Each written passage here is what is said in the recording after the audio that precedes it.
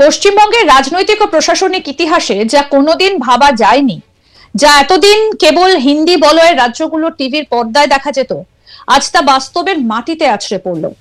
বারুইপুরের এক চরম মর্মান্তিক এবং নৃশংস শারীরিক নির্যাতন এবং জানে শেষের ঘটনায় অন্যতম প্রধান অভিযুক্ত প্রভাস মণ্ডলকে পুলিশি এনকাউন্টারে খতম করার খবরটা সামনে আসতেই রাজ্য জুড়ে এক নজিরবিহীন আলোড়ন তৈরি হয়েছে। এই ঘটনা শুধু একটা চরম অপরাধের শেষ নয়, বরং বাংলার আইন শৃঙ্খলার চেনা মডেলে এক অভূতপূর্ব এবং বিপজ্জনক বাঁক। এই খবরটা রাজ্য জুড়ে সম্প্রচারিত হতেই সাধারণ মানুষের একটা বড় অংশের ক্ষোভের আগুনে যেমন কিছুটা প্রলেপ পড়েছে, তেমনি রাজনৈতিক মহলে শুরু হয়েছে তীব্র বিতর্ক। এই এনকাউন্টারের খবর পাওয়া মাত্রই বাঁকুড়া জেলার সোনামুখী বিধানসভার নিত্যানন্দপুর মিনি মার্কেটে রীতিমতো উৎসবের মেজাজ তৈরি হয়। সেখানে স্থানীয় ব্যবসায়ী থেকে শুরু করে পথ চলতি সাধারণ মানুষকে ডেকে ডেকে একেবারে মিষ্টি খাওয়ান বিজেপির নেতা কর্মীরা। তাদের সাফ দাবি, পশ্চিমবঙ্গে এতদিনে প্রকৃত সুশাসন চালু হয়েছে এবং রাম রাজত্ব প্রতিষ্ঠা হতে শুরু করেছে। বিজেপির এই মিষ্টি বিতরণের পেছনে লুকিয়ে আছে একটা মস্ত বড় রাজনৈতিক বার্তা। দলটার পক্ষ থেকে স্পষ্ট ভাষায় দাবি করা হয়েছে যে এই সরকার ক্ষমতায় আসার আগে থেকেই প্রতিশ্রুতি দিয়েছিল যে রাজ্যের নারী বা যে কোনো নাগরিকের ওপর শারীরিক নির্যাতন কিংবা নৃশংস অপরাধ ঘটলে কমা বা দাড়ি নয়, সরাসরি ফুল স্টপ বসানো হবে। প্রভাস মণ্ডলের এনকাউন্টার আসলে সেই প্রতিশ্রুতিরই বাস্তব প্রতিফলন। সোনামুখীর বিজেপি নেতা অক্ষয় সরকার প্রকাশ্যে তোপ দেগে বলেছেন, পশ্চিমবঙ্গে এই প্রথম কোনো অপরাধীর এনকাউন্টার হলো। যোগী আদিত্যনাথের উত্তরপ্রদেশে যে ইউপি মডেল নিয়ে সারা দেশে চর্চা হয়, যেখানে অপরাধীদের জন্য কোনো রেয়াত নেই, সেই মডেল আজ বাংলায় বাস্তবায়িত হলো। বিগত সরকারের আমলে রাজ্যে একের পর এক নৃশংস শারীরিক নির্যাতন ও খুনের ঘটনা ঘটেছে, কিন্তু অপরাধীরা পার পেয়ে যেত, কারণ তৎকালীন সরকার অপরাধীদের পক্ষে দাঁড়িয়ে আড়াল করত। সাধারণ মানুষ কোনো বিচার পেত না। আজ এই এনকাউন্টারে পশ্চিমবঙ্গের সমস্ত শান্তিকামী এবং নির্যাতিত মানুষ মানসিক শাস্তি পাবেন। কি বলছেন বিজেপি নেতা অক্ষয় সরকার, শুনবো। বারুইপুরে যেভাবে আমাদের এক বোন যেভাবে তারা করে যে মারা হয়েছে, তার যে প্রধান যে উপযুক্ত প্রভাস মণ্ডল, সেই প্রভাস মণ্ডলকে এনকাউন্টার করেছে আজকে পুলিশ। তো বারুইপুরে যখন পুনর্নির্মাণ করার জন্য তাকে যখন নিয়ে যাচ্ছিল, তখন পুলিশের কাছ থেকে আগ্নেয়াস্ত্র ছিনিয়ে নিয়েছিল। তারপর পুলিশ পাল্টা গুলি চালায়। গুলি চালানোর পর তিনি আহত হওয়ার পর হাসপাতালে নিয়ে গিয়ে তিনি মারা যায়। তো এটা হচ্ছে আমাদের কাছে অনেক গর্বের বিষয়, কেননা কোনো এই পশ্চিমবাংলায় ঠাঁই হবে না। তো আমরা অনেক আনন্দিত যে আজকে পশ্চিমবাংলায় যে সুশাসন প্রতিষ্ঠিত হয়েছে ভারতীয় জনতা পার্টি আসার পর। তো আজকে এই প্রথম পশ্চিমবাংলায় এই এনকাউন্টার, এতে আমরা আজকে এই ভারতীয় জনতা পার্টির এই নিত্যানন্দপুরের যে সমস্ত সাধারণ মানুষ থেকে শুরু করে সবাই, তাই আমরা সবাইকে আজকে মিষ্টি বিতরণ করলাম। মিষ্টি বিতরণ করে সাধারণ মানুষকে মিষ্টি খাওয়ালাম, কারণ পশ্চিমবাংলার মুখ্যমন্ত্রী বলেছিল যে পশ্চিমবাংলায় তার যে উপযুক্ত শাস্তি, তার উপযুক্ত শাস্তি আজকে প্রথম এনকাউন্টার সের মাধ্যমে দেখতে পেলাম। পশ্চিমবঙ্গের মুখ্যমন্ত্রী শুভেন্দু অধিকারী মহাশয়কে অনেক অনেক ধন্যবাদ। যে উত্তরপ্রদেশ মডেল পশ্চিমবঙ্গে একদম আমরা বলেছিলাম যে পশ্চিমবাংলায় সুশাসন আসবে, সুশাসন চলে এসছে, একদম পুরো ইউপি মডেল। তো পশ্চিমবাংলায় রামরাজ্য প্রতিষ্ঠিত হয়ে গেছে, কোনো হবে না বললেই একদম পুরো কমা নয়, দাড়ি নয়, সোজা ফুল স্টপ। বিগত সরকারের আমলে একাধিকবার এই ধরনের অভিযোগ উঠে গেছে, তখন সরকারের কি পদক্ষেপ ছিল? ও সরকারের তো কোনো পদক্ষেপ ছিল না, কেননা তারা তো পক্ষেই ছিল। আমরা দেখেছি আরজি কর কাণ্ড থেকে শুরু করে আরো অনেক জায়গায় এমনি কোনো সুরাও কিন্তু মানুষ পায়নি।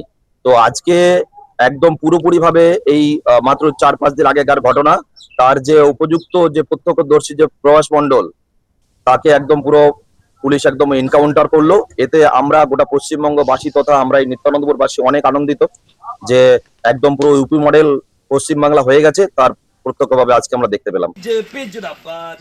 বিজেপির এই উল্লাস এবং সাধারণ মানুষের মিষ্টি মুখের ছবিটা বাইরে থেকে দেখতে যতটা স্বস্তিদায়ক মনে হোক না কেন, একজন সচেতন নাগরিক এবং রাজনৈতিক বিশ্লেষক হিসেবে এর গভীরে লুকিয়ে থাকা আইনি এবং সাংবিধানিক সংকটকে কিন্তু এড়িয়ে যাওয়া যায় না। এটা সত্যি যে বারুইপুরের ঘটনাটা যে স্তরের নৃশংসতা ছুঁয়েছিল, তাতে প্রভাস মণ্ডলের মতো অপরাধীর প্রতি সমাজ বা আইনের কোনো সহানুভূতির জায়গা থাকতে পারে না। কিন্তু প্রশ্ন হলো, এনকাউন্টার জাস্টিস বা তাৎক্ষণিক বিচার কি একটা সুস্থ গণতান্ত্রিক সমাজের বিকল্প হতে পারে? আমাদের প্রতিনিধি নির্ভীক চৌধুরী কি প্রতিবেদন তুলে ধরেছেন, আসুন দেখি। রাজ্যে পালাবদল ঘটেছে। তৃণমূল জমানার অবসান ঘটিয়ে রাজ্যের ক্ষমতা এখন বিজেপির হাতে। বিজেপি বারংবার দাবি করেছিল যে এই রাজ্যে সুশাসন প্রতিষ্ঠা হবে এবং ঘৃণ্য কাজের জন্য একেবারেই জিরো টলারেন্স নীতি গ্রহণ করা হবে। প্রসঙ্গত, কয়েকদিন আগে বারুইপুরে এককে অমানবিক অত্যাচার করে তাকে ফেলা হয়। তার যে মূল অভিযুক্ত রীতিমতন পুলিশের জালে পাকড়াও হয়। এদিন পুলিশের জালে যখন ওই মূল অভিযুক্ত প্রভাস মণ্ডল পালিয়ে যাচ্ছিলেন, ঠিক সেই সময় পুলিশের সাথে এনকাউন্টারে তার মৃত্যু হয়। আর এরপরেই রীতিমতন সর্বস্তরে খুশির হাওয়া বইছে। এদিন দেখা গেল বাঁকুড়া জেলার সোনামুখী ব্লকের নিত্যানন্দপুর এলাকায় এই প্রভাস মণ্ডলের পুলিশের এনকাউন্টারে মৃত্যুর পরে তারা রীতিমতন আনন্দ এবং উচ্ছ্বাসে ফেটে পড়ল। তারা পথ চলতি মানুষ থেকে শুরু করে নিত্যানন্দপুর বাজারের সমস্ত মানুষকে মিষ্টি মুখ করিয়ে তারা এই এনকাউন্টার যে ঘৃণ্য অপরাধের জন্য করা হয়েছে সেটিকে তারা সাধুবাদ জানালো। তাদের দাবি, বিজেপি কর্মীদের দাবি, যে রাজ্যে পালাবদলের পরে সুশাসন প্রতিষ্ঠা হয়েছে। এই সরকার একেবারেই জিরো টলারেন্স নীতি গ্রহণ করেছে এই ধরনের ঘৃণ্য অপরাধের জন্য। আগের সরকার এই ঘৃণ্য অপরাধের সঙ্গে যারা জড়িত তাদেরকে সাপোর্ট করত, তাদেরকে সেফগার্ড করার চেষ্টা করত। কিন্তু এই ক্ষেত্রে এই সরকার একেবারে উল্টো নীতি গ্রহণ করেছে। যারা কোনো ঘৃণ্য অপরাধের সঙ্গে যুক্ত থাকবে তাদের ক্ষেত্রে একটাই নীতি, জিরো টলারেন্স। কোনোভাবেই কোনো অবস্থাতেই তাদেরকে রেয়াত করা যাবে না। এই খবর, প্রভাস মণ্ডলের এনকাউন্টারের খবর চারিদিকে চাউর হতেই রীতিমতন পথ চলতি মানুষকে মিষ্টিমুখ করিয়ে এই যে ঘৃণ্য অপরাধের জন্য যে এনকাউন্টারে মৃত্যু ওই অপরাধীর, সেটাকে উদযাপন করা হলো।